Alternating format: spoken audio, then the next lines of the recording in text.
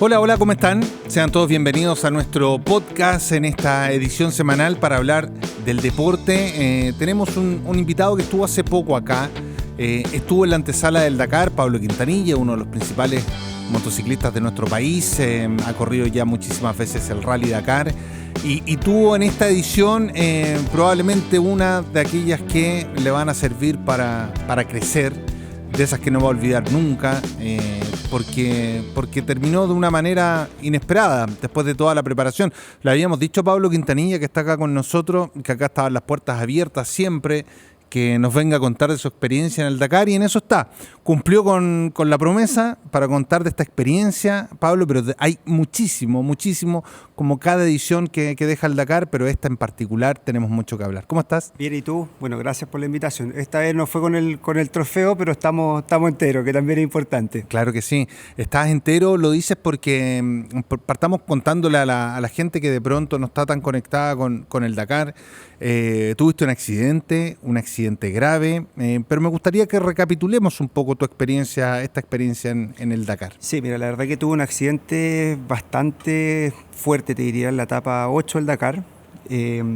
Venía relativamente según la estrategia que había planificado antes de la carrera, y bueno, lamentablemente tuve una caída que me dejó fuera de competencia, una caída de alta velocidad.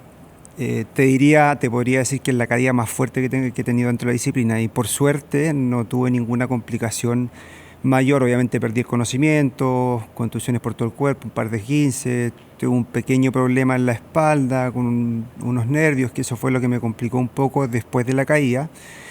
Una rodilla también, pero dentro de todo fue un golpe que con tiempo de descanso, más rehabilitación, y me he ido recuperando de buena manera. Así que por ese lado estoy contento y me siento afortunado de poder recuperarme de buena forma y poder continuar con mi disciplina, con mi pasión, que es lo que me gusta hacer.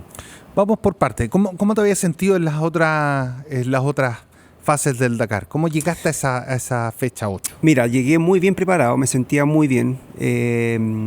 Físicamente tenía mucho kilometraje de desierto en el cuerpo, mucho más que el año pasado. Fue una primera semana bien extraña, te diría que fue muy endurera, piso rocoso, algo trabado, mucho polvo, sobre todo las primeras etapas, donde se juntó con la etapa de 48 horas, que fue el segundo día. Se hizo larga la primera semana, precisamente por esta etapa de 48 horas. Luego estuvimos una etapa larga, luego una etapa maratón, luego pasamos al día de descanso, y así sucesivamente la carrera fue mostrando su dureza, que lo vemos todos los años. La primera semana me costó un poquito, sobre todo los primeros días. Este piso rocoso con mucho polvo, la verdad que no me sentí tan cómodo. Pero a pesar de eso, iba dentro del pelotón de adelante y relativamente dentro de esta estrategia que había pensado. Luego del día de descanso, ya se empezó a abrir un poco más la carrera. Nos dirigimos allá a desierto abierto, con mira hacia el Empty Quarter, donde son las dunas grandes, donde termina la carrera. Entonces mi objetivo era, después del día de la carrera, empezar a apretar un poquito más, que eso significa obviamente que el riesgo de carrera sube un peldaño. Y el día que me caí fue uno de los días donde era un día clave de tener que descontar tiempo. Había tenido una buena posición de largada, la etapa era una etapa con un inicio bien trabado en cuanto a navegación, y después se abría. Entonces, claro, venía con todo el impulso de querer recuperar tiempo, de aprovechar ese día para poder atacar.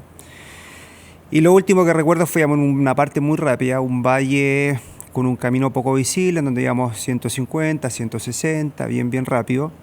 Y habíamos pasado un par de peligros, peligro 1, que normalmente los peligros se clasifican peligro 1, peligro 2, peligro 3. El peligro 1 obviamente hay que tener cierta precaución porque hay un desnivel, pero nada complicado. El peligro 2 ya se pasa un poquito más lento, y el peligro 3 hay que frenar casi a cero definitivamente. Entonces, claro, había pasado 2 peligros 1, donde venía a 160, bajaba a 140 y no era mayor complicación. Y entrábamos y salíamos al camino constantemente. Y lo último que recuerdo, voy en este camino, hay peligro 1, hace una curva hacia la derecha el camino y desaparece. Sigo las trazas de los pilotos que iban adelante, y claro, a última hora me encuentro con un peldaño bastante grande. Venía a 160, entre lo que alcancé a frenar, impacté este peldaño a 140 y fue, claro, lo impacté, la moto se comprime, llega hacia el fondo y luego hace un efecto rebote como resorte y paso por arriba del manillar, que lo último que me acuerdo, cuando voy con los pies arriba, se abre el airbag y ya la siguiente secuencia que tengo es cuando estoy con un compañero de equipo que me está asistiendo. Claro, y mi compañero de equipo estaba muy asustado, preocupado, tratando de que reaccionara. Y en ese proceso, obviamente, cuando estás volviendo de un golpe en la cabeza, te cuesta un poco hablar, como que no tienes noción de lo que está pasando hasta que pasa un tiempo y empiezas nuevamente a entrar y a entender lo que está pasando. Hay obviamente que viene un dolor del cuello a los pies que no es difícil identificar un poco cuál parte de tu cuerpo está más golpeada que otra. Y claro, mi compañero de equipo estaba más preocupado por tener un golpe interno que más allá de una fractura o algo así. Entonces reaccionó muy bien, se hizo el procedimiento de llamar al helicóptero. El helicóptero tardó alrededor de 15-20 minutos y ahí empieza todo el protocolo de evacuación, llegan los médicos, te atienden. Lo primero que se hace es obviamente ver que esté moviendo las extremidades y luego ya se empieza a controlar el dolor enseguida con medicamentos para que todo este proceso de que te saquen en el helicóptero, te suban, te trasladen, llegues a un aeropuerto, te agarra una ambulancia, te lleven al hospital, no sea tan tedioso, digamos. Claro, primera instancia lo que más duele al final es el corazón por darte cuenta que estás fuera de competencia, cuando hay mucho trabajo de por medio, meses de preparación, unas ganas enormes por supuesto de hacerlo bien, de representar al país, de estar adelante, es lo que más duele. Y bueno, después de esto estuve todo el día en el hospital haciendo exámenes, vuelvo en la tarde al campamento, me reúno con mi equipo. Ese mismo día ya pudiste volver al campamento. Ese mismo día en la noche volví al campamento, en donde conversé con Adrián, mi compañero, que fue el primero que me asistió. Estaba muy preocupado y claro, yo también, un poco recordando, nos pusimos a conversar. Claro, pero tú fuiste reconstruyendo un poco entre lo que me acordaba, claro, de lo que había pasado y preguntándole un poco a él también qué fue lo que vio él. Entonces, claro, me decía Pablo, para mí fue una situación muy, muy estresante porque cuando la moto se cae y empieza a emitir una señal que reciben los otros instrumentos que van de la carrera en un radio de 400 metros, si no me equivoco. Entonces me dice Pablo, imagínate, venía a 160, empieza a sonar la alarma de la moto, como que hay un accidente, y miraba y no veía nada, hasta que veo este peldaño y te veo a ti 100 metros más adelante, estás de boca, digamos, durmiendo. Y claro, como la moto dio vuelta, se quebraron algunas piezas de la moto estaba por allá, unas piezas de la moto por otro lugar, un pedazo de casco. Entonces, en una situación así, para el piloto que viene atrás, porque claro, yo estoy inconsciente, no me estoy dando cuenta de lo que está pasando, pero el piloto que viene atrás y el primero a encontrarse con una situación así es muy angustiante. Muy impactante, te imaginas lo peor de primera, claro, sobre todo si vienes en una zona de alta velocidad. Ahora, déjame hacer un paréntesis. Eso tampoco es que sea algo habitual de lo que ven en el Dakar. Pasa, por cierto que pasa, pero tampoco es como lo cotidiano, ¿no? No, por supuesto que no. O sea, caídas de esa magnitud no se dan mucho. Y menos salir ileso. O sea, conversando por ejemplo, con los ingenieros del equipo, que son los que bajan la información de la moto y después te dicen, mira Pablo, te caíste a 135 kilómetros, se detuvo la moto. Claro, pues se le hace como una especie de autopsia a la moto, para que entreguen la información. Exacto, lo mismo con el airbag, te dicen cómo se abrió el airbag, cómo funcionó, si funcionó en el momento adecuado, cuándo se abrió la segunda botella. Claro, y el ingeniero a cargo del proyecto me decía, nunca había visto en mi carrera como ingeniero dentro de la marca que un piloto se cayese a esa velocidad sin tener lesiones graves. Y yo la verdad que cuando tengo este recuerdo, cuando paso por arriba del manillar y una sensación de esto es feo, esto es muy feo. Y cuando me despierto, que me doy cuenta de lo que había pasado y me viene también esa imagen del momento del impacto, pero no podía creer en verdad que no me había pasado nada. Obviamente tuve 4 días que no podía caminar, tuve que estar acostado, pero más allá de eso tuve mucha suerte por varias cosas al final. Una, por el instrumento de airbag que funcionó muy bien, El lugar donde me caí estaba plano, no tenía ningún relieve, no tenía piedra. Claro, Entonces, en una roca, por ejemplo. hay un desnivel, una roca y es diferente la historia. Entonces hay varios elementos de los cuales puedo decir que soy afortunado. El proceso que viene después de recuperación, digamos, es un proceso doloroso, muy doloroso, sobre todo los primeros días, la primera semana. Llegué a Chile y me fui inmediatamente a la Clínica Universidad de los Andes, donde me hicieron todo el chequeo médico, de resonancia, de todos los lugares, de cabeza, de todos los lugares en el fondo que me había golpeado. Y la primera semana se hizo un tratamiento analgésico para bajar la inflamación, para intentar moverme ya de una forma más natural. Después de eso pasé a pabellón, en donde se hizo un bloqueo de dolor específico en mi tobillo izquierdo y en la espalda, en donde también estuve bien complicado los primeros días. Y de ahí en adelante ya me empecé a mover un poco más con normalidad. Las primeras 2 semanas fue las que tuve más limitaciones para moverme y ya luego empecé nuevamente de a poco con un proceso de rehabilitación, de kinesiología, de gimnasio, de empezar nuevamente a activar el cuerpo.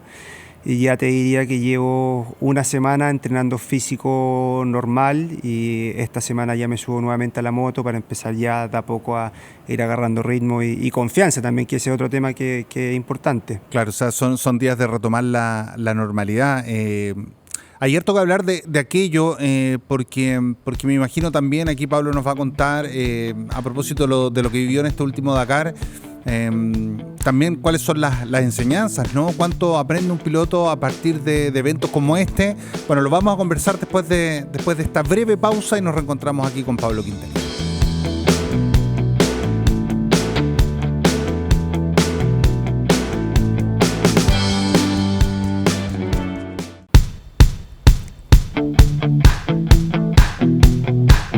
Ya estamos, o seguimos más bien aquí con Pablo Quintanilla. Está él contando su experiencia en el Dakar, ¿cierto? Lo ocurrido en esta última edición con aquel accidente. Yo estaba también en la antesala buscando las distintas publicaciones de esos días para recordar un poco también lo que se publicó acá en la prensa. Y dice, se publicó mucho lo que escribiste también en redes sociales, una publicación donde Pablo puso: tuve una fuerte caída a alta velocidad que me ha dejado con pérdida de conocimiento y múltiples contusiones en el cuerpo. Es una lástima abandonar una carrera de esta manera cuando hay mucho trabajo y dedicación detrás. Pero así es el deporte, así es la vida. A veces deseamos y trabajamos por algo que queremos, pero la vida nos pone a prueba. Lo importante es seguir persistiendo y nunca rendirte. Ahí plasmaste un mensaje que son unos cuantos caracteres, pero que engloba muchísimas cosas.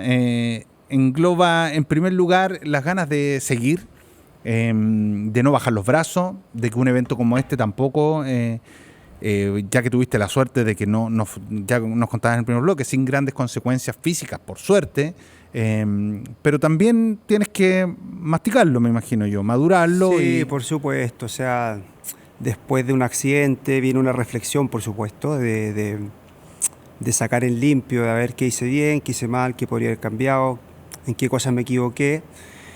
Y después viene dar el siguiente paso, que es dar vuelta a la página, tener capacidad de resiliencia, de tolerancia a la frustración y ir por otro objetivo. O sea, pienso que el deporte y la vida, sí, al final pasan cosas de repente que no queremos, que duelen, que nos afectan, pero es importante avanzar, seguir con ganas y en el caso del deporte, no rendirse. O sea, yo creo que es importante seguir luchando por lo que a uno le gusta, por los sueños, por los objetivos, que es lo que te mantiene finalmente con energía, con motivación, con ganas de hacer las cosas, con entregarte al 100% por un objetivo, por superar tus limitaciones y por buscar la mejor versión de ti como deportista y como persona finalmente. Yo lo que me pregunto es, por ejemplo, en un caso como este, tú después con tu equipo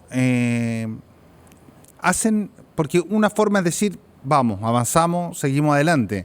Pero yo me imagino que en el ámbito ultra profesional en el que te mueves tú hace mucho rato, se hace una búsqueda de ¿qué es esto? Una mezcla de mala fortuna, hay una decisión errada, hay una lectura equivocada, se juntaron nomás muchas condicionantes como son los accidentes.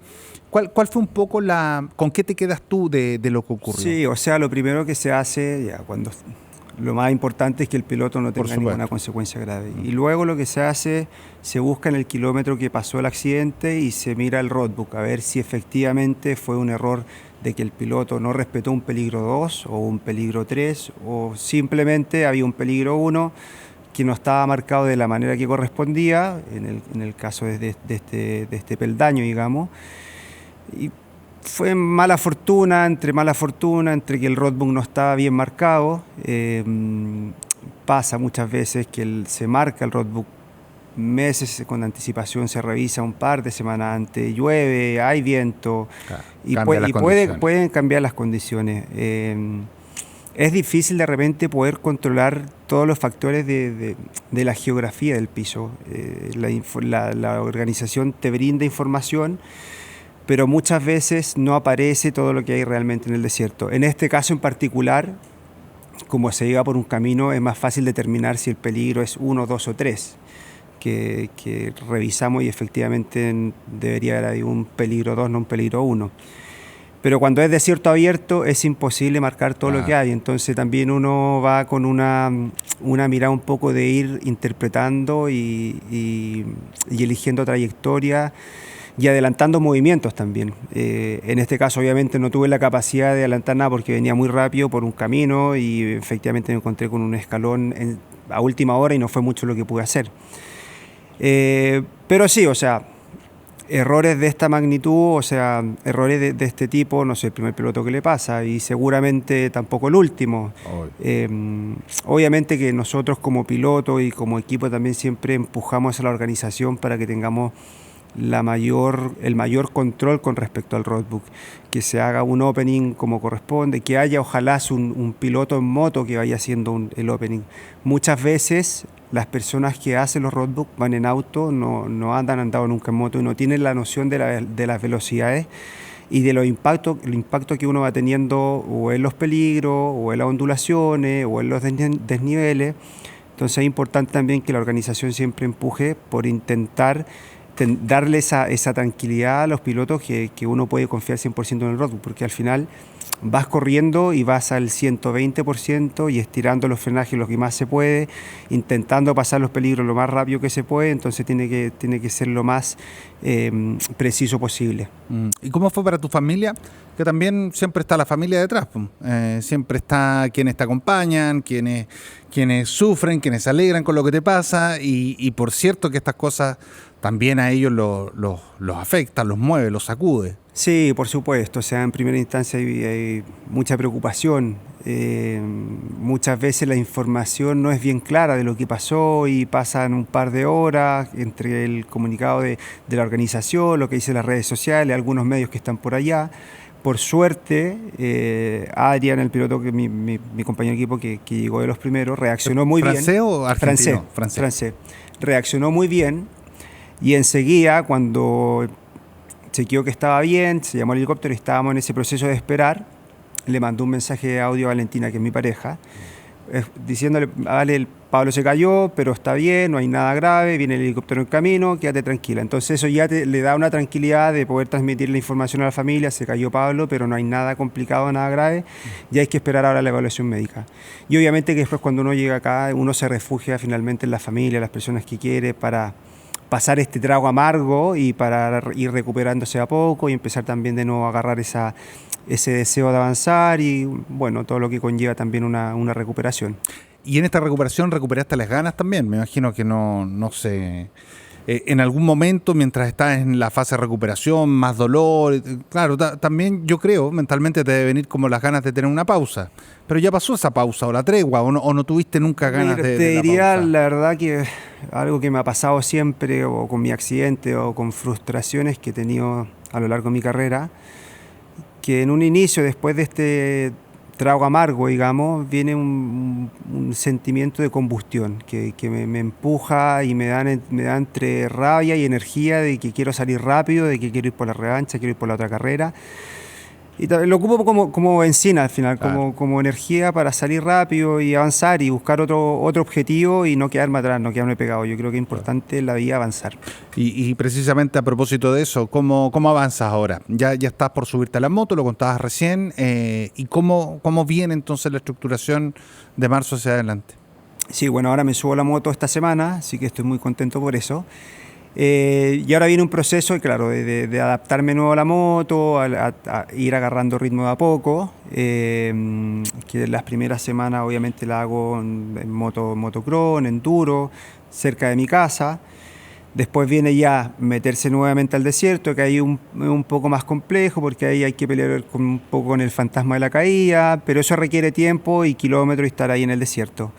La parte competitiva la retomo en mayo. A mediados de mayo tenemos carrera en Sudáfrica, que es primera vez en el calendario, así que también es algo entretenido, algo nuevo, una nueva aventura. Y luego tenemos Portugal en septiembre, Marruecos como siempre en octubre y ya estamos de nuevo Claro, de ahí encima del ya. próximo Dakar. Sí, sí. Pero el objetivo ahora es volver a subirme a la moto, disfrutar nuevamente con tranquilidad, sin presión y empezar de a poco a agarrar ritmo y meterme al desierto lo antes posible. E ir por el otro Dakar. De todas maneras. Pablo, queremos agradecerte este tiempo por haber estado acá. No sé si se nos queda algo en el tintero de tu experiencia en el Dakar. Tú habías dicho cuando habías venido en la previa que los primeros días eran difíciles, que después el piloto entraba como en una especie de meseta, cuando ya estaba como en modo automático, ¿no? No creo que hayan sido las palabras exactas, pero recuerdo eso, como que al principio sí era duro, costaba, pero después ya como que se estabilizaba. ¿Te pasa esto cuando ya vas en la parte final prácticamente? Sí, pues ya estábamos en la segunda etapa, en la segunda semana. Siempre la primera semana, sobre todo los primeros días, son los que cuestan más. Una por el agotamiento físico que se siente mucho. Luego el cuerpo como que se acostumbra y empieza la tolerancia a todo este cansancio y a toda esta falta de sueño y comida. La segunda semana ya vais relajado, ya vais suelto, está ahí en ritmo carrera, ya no tienes ese nerviosismo antes de cada partida, vas mucho más enfocado en cuanto a tu manejo, a la navegación. Si bien ya se empieza a sentir el cansancio, que obviamente te empieza a afectar en la toma de decisiones muchas veces, la retención, pero en cuanto a sentirse con relajo en carrera, es mucho más. Entonces, claro, muchas veces los accidentes pasan o al inicio de la carrera o ya muy al final de la carrera. Lo Claro, mismo en las lo especiales. O como lo contabas tú, cuando ya tiene que venir la parte de descontar y de Claro, meterse de lleno. o muchas veces al inicio de la especial, que vais con toda esa ansiedad, va la moto llena, o al final de la especial cuando vais cansado y con un poco menos de atención. Pero bueno, ya está y hay que avanzar y con más ganas. Y has avanzado. Bueno, gracias otra vez por haber estado acá. La mejor de la suerte. Nos gusta verte bien, que estés recuperado, que felices también de lo que acabas de contar, de que te subes esta semana a la moto. Así que nada, la mejor de la suerte, como siempre. Y otra vez, aquí siempre la puerta abierta, invitado cuando quieras estar. Así que toda la suerte para esta temporada. Muchas gracias. Que estés muy bien. Bueno, así cerramos otra edición de nuestro podcast con nuestros deportistas. Nos vamos a reencontrar la próxima semana, como siempre, con algún invitado especial para hablar de la actualidad de esto que tanto nos apasiona y nos gusta. Así que un abrazo grande para todos y nos reencontramos. Que estén bien. Chau, chau.